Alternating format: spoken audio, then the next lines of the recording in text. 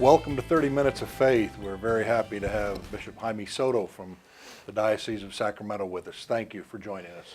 John, it's a pleasure to be with you. Glad that you would make the time in your busy schedule.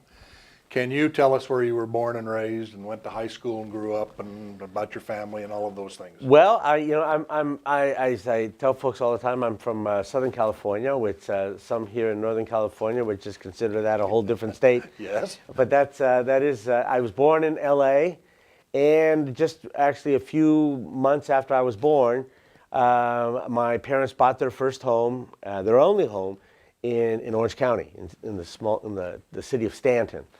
And so that's where I was raised, along with my 5 brothers and 1 sister. We're a family of 7, and I'm the oldest of 7. And I like to say that I was kind of raised in a Catholic ghetto, and in the sense that we really only hung around with our family and our fellow parishioners, and so that was. I grew up in an environment that was tied into family and into faith, and it was both of my parents are very devout Catholics and worked hard at communicating that to us. And I had the benefit of we all had the benefit of going to Catholic parochial school.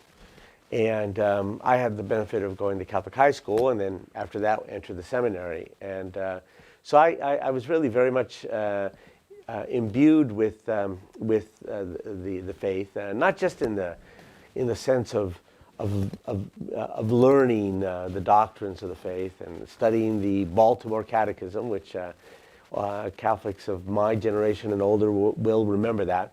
But more than that, my parents, and because of that, my family, there was a religious rhythm to the way that we lived. And so religious holidays, even family occasions, there was usually some kind of religious theme to that, whether it was a baptism, a first communion, a wedding, funerals. So this was,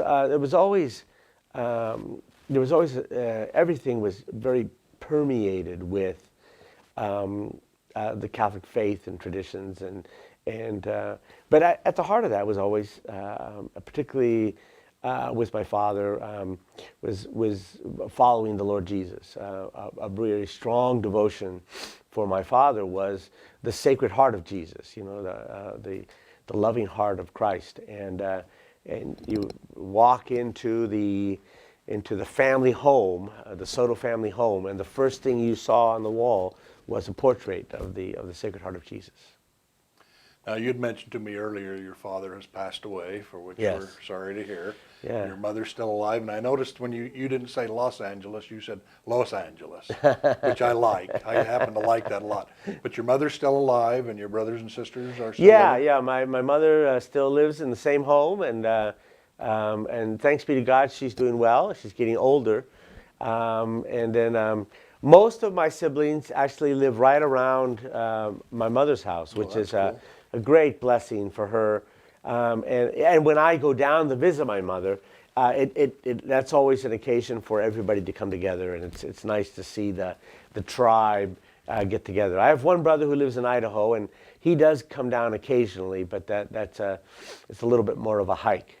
Well, she's probably just thrilled beyond emotion to have a son who is a bishop in the Catholic Church. Well, I think that both my parents were just kind of thrilled and overwhelmed by the whole idea of having a son who was a bishop in the church.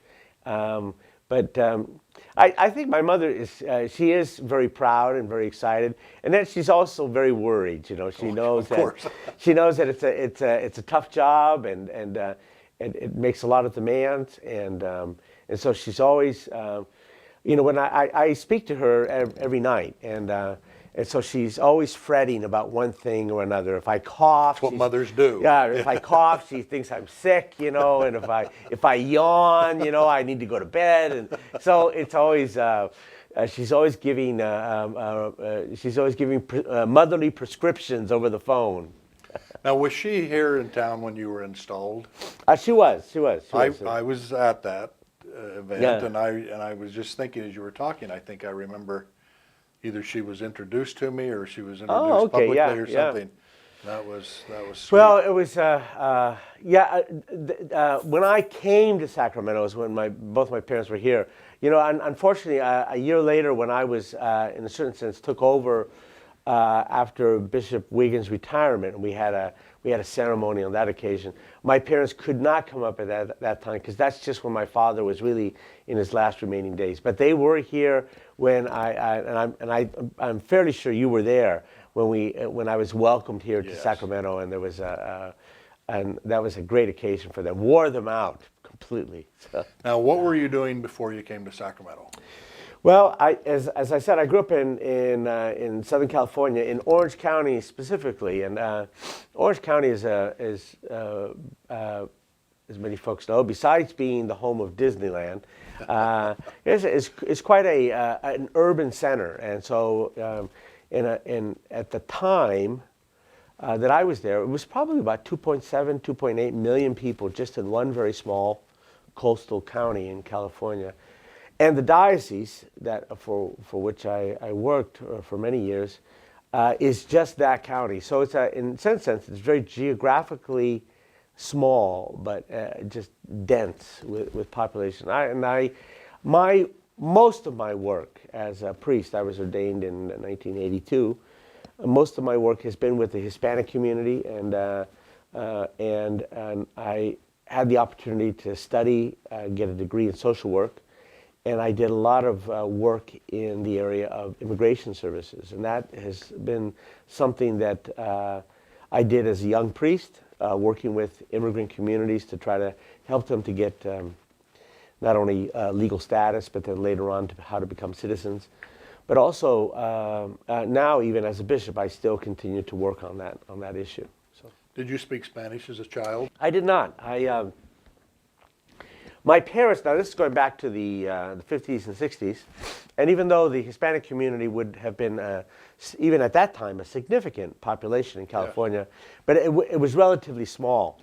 And so my parents were concerned that they wanted us to be able to speak English well, so that they spoke English to us, and then they spoke Spanish among themselves. Oh.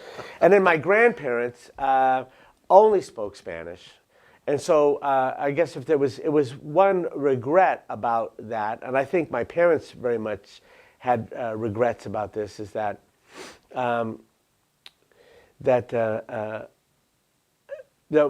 most of us growing up did not have any, how should I say, extended conversations with our grandparents, because it was almost, we just really didn't have the ability to do that, and so most of those conversations were, how should I say, translated by my parents back to us. Though, my grandparents were very good to us and very affectionate, and I have fond memories of them. But I don't have those recollections of, certain sense, kind of sitting down and listening to my grandfather tell stories about coming to the United States. But in any case, when I was in the seminary was when I realized, well, with a name like Jaime Soto, and by that time the Hispanic population was booming in California, right. The 70s and the 80s, and I knew that I was going to, as a priest, wind up working with that population a lot. So I said I better get my act together, and so I started studying Spanish in the seminary. And then had the opportunity to actually go to Mexico, kind of an immersion experience, which was just a tremendous, tremendous experience in the state of Jalisco.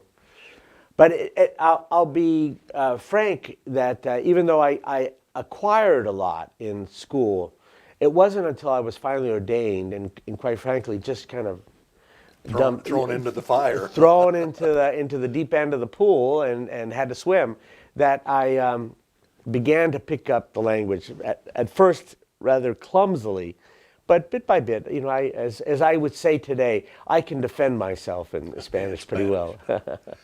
You know, when you talked about your grandparents being affectionate, my paternal grandfather kissed me on the lips from the time I was a little boy. Yeah. When we'd go to say goodbye and that. And the last time I saw him, I was a grown adult, and he was taking me to the airport to head back home, and he, you know, kissed me on the lips and hugged me and told me how much he loved me and that he was proud of me and all those other things.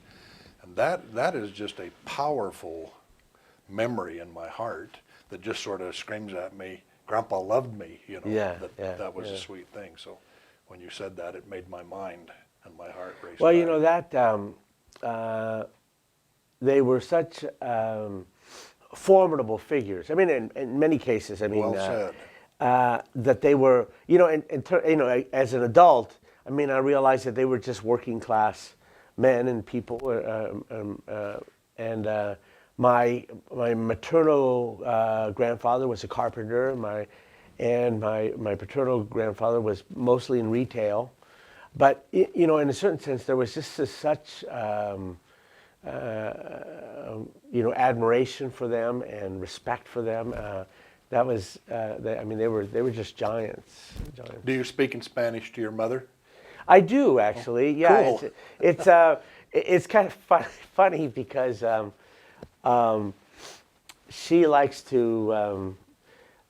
Sometimes I think as she gets older, that the Spanish of her childhood becomes easier for her, and so that she, you know, we'll start off in English and then she'll slip into Spanish. That's kind of sweet. And then, you know, and I may be tired or something, and I try to get the conversation back into English, but she ain't going there. And so, you know, I have to kind of switch into that gear, and so we have this conversation. And that's, quite frankly, it's I don't know how else to describe it, but a sweet feeling to have that ability to be able to communicate with my mother in that way, you know, in kind of going back to what was for her, you know, her childhood language, and to be able to carry on a conversation with her. And that's a sweet childlike story. Yeah. To hear that.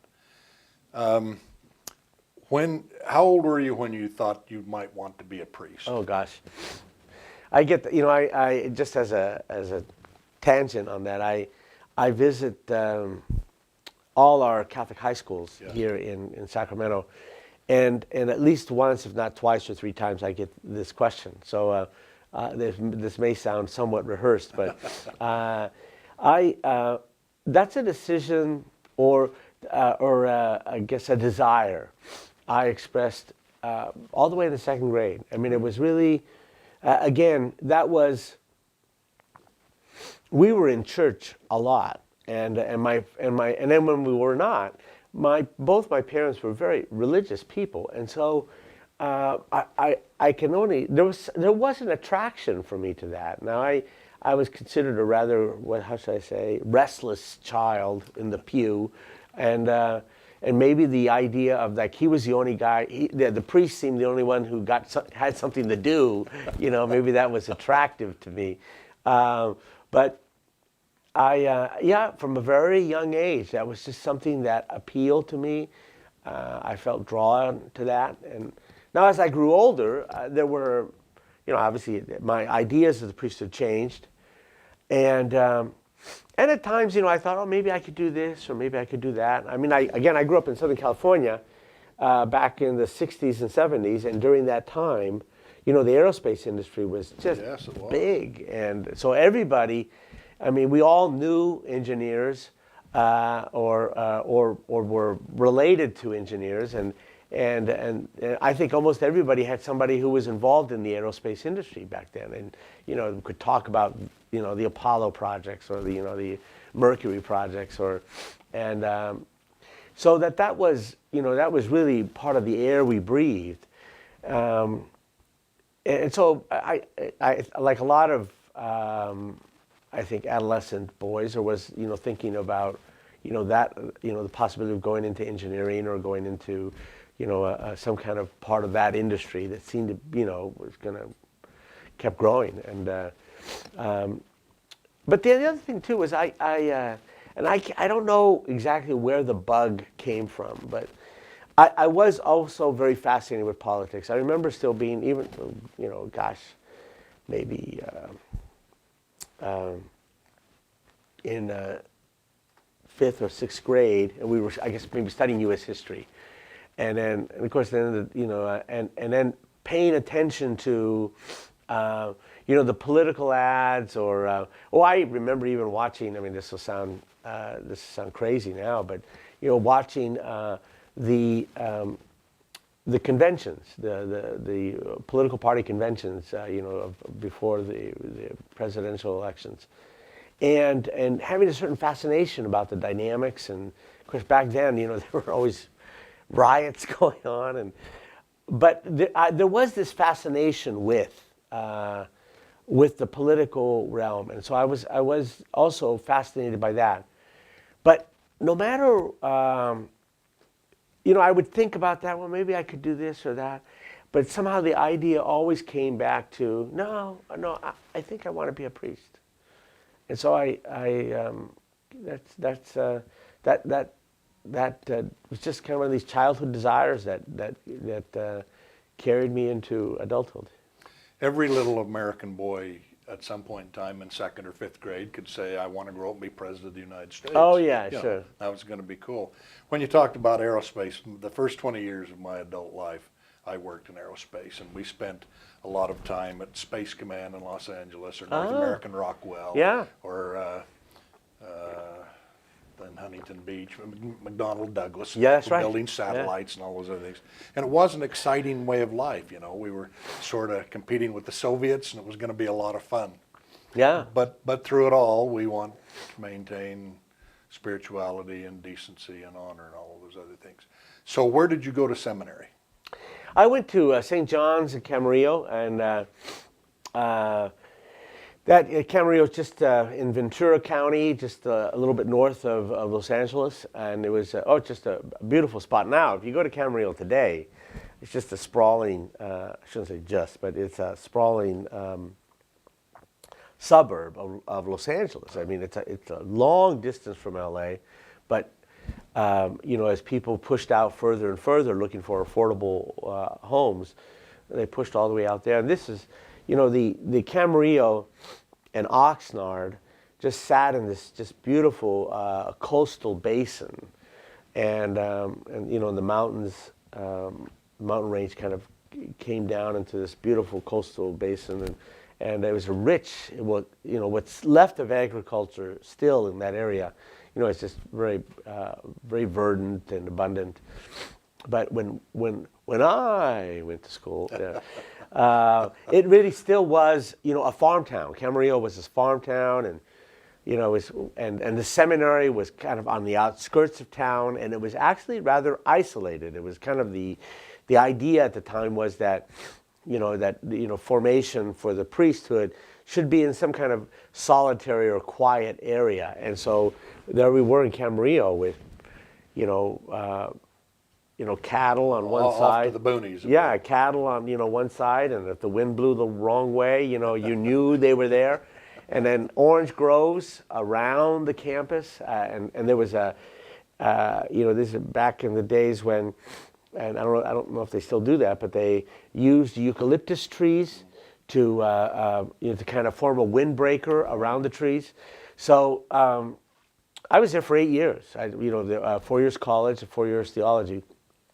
And it was just it was a privilege. It really was a blessing to be able to have that 8 years of study, prayer, reflection as a young adult. That quite frankly, few young adults have that opportunity to really give themselves to those kinds of activities. And I don't have any sense of that time being deprived. I mean, we really were taken care of, and it was those experiences of being in the seminary, and many of the things I learned in terms of prayer and study were things that still stick with me today. Is that seminary still there and functioning? It is. Unfortunately, that the well the there were, it used to be a much bigger campus. It had a college campus and a theology campus. And for a lot of different reasons, the Archdiocese of Los Angeles closed the college campus. But they still have the theology campus, which is, I could say probably was the older and the more picturesque part of the. It was kind of a like most things, Southern California, mission slash Gothic, style, and a beautiful campus. And then at the time, surrounded by orange trees, and some of that has gone now, and so now there actually are housing tracts that butt up against the seminary property, which I understand that, but it is kind of unfortunate because again we were just really out all alone in this part. Do you have, with other people who went to seminary, a sort of alumni feel the way we do with our high schools and our colleges? Oh no, in fact, actually, the seminarians here in Sacramento are accustomed to me saying that the presbyterate that you will belong to starts here in the seminary. That there is that sense of fraternity among the priests that, and what gives it some of its vigor is that some of those really very important and strong relationships start in the seminary, and so for me, it's important for seminarians to not just be in a good seminary, but it's also important for them to be together, and that they as they grow in their vocation and they grow in their faith, that they also grow in a sense of companionship, both as disciples, and then hopefully, with God's grace, as ministers. Do you remember the priest or priests from your childhood? I remember some of them, and obviously, I remember the pastor when we were growing up was Monsignor Daniel McLaughlin, and he could be rather somewhat of a curmudgeon, and but I kind of, I guess there was a certain fear of God about serving with him, and yet there was also kind of the challenge because he was kind of demanding and a rather precise in what he expected. And I was an altar server. I mean, that was kind of, as a given, and I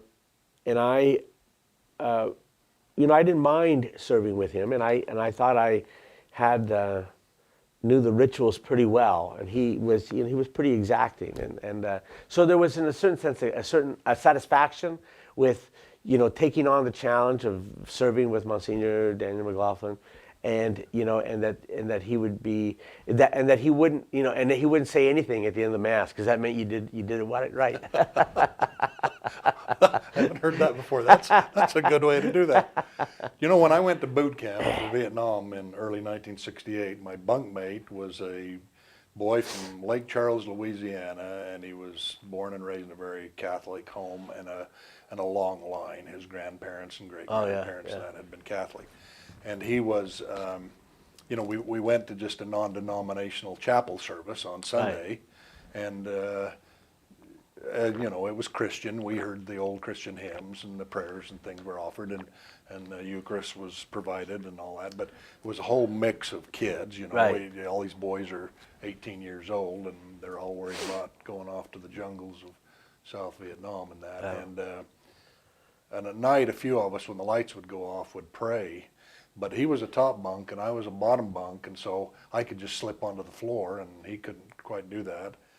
And he would say to me, if you're going to pray, remember my grandmother, and remember, da-da-da-da-da. Oh, that's great. Sort of took requests on who I would pray for. Yeah. And he and I spent a lot of time together in 7 weeks because we had to cover each other's back and all those things, and we spent a lot of time talking God and religion and all of that. And I came to love and understand what a fine Catholic boy he was, and what a good upbringing he'd had, and he loved a couple of the priests. He was born and raised in the Boston area, and he had had a priest that had been there a good lot of years, and he just loved the man, thought the man could nearly walk on water, you know, he just loved him to death. And I grew to appreciate that. I felt like I knew that priest a little bit by the time we got shipped out and shipped off. Well, how are things in Sacramento with the diocese? And, Well, you know, Sacramento is a very dynamic place, and I guess without making too many comparisons, again, I came from Orange, which was very small and very dense, and now here in Sacramento, instead of just a one county diocese, now this is a 20 county diocese with a population that's probably comparable to that, but then spread over 20 counties. But I find it. It's a fascinating environment and with a lot of challenges. One of them specifically is just the proximity to the state capitol, and that is yes. it's just it is the issues where faith and politics kind of rub up against each other, and sometimes they rub in the wrong way.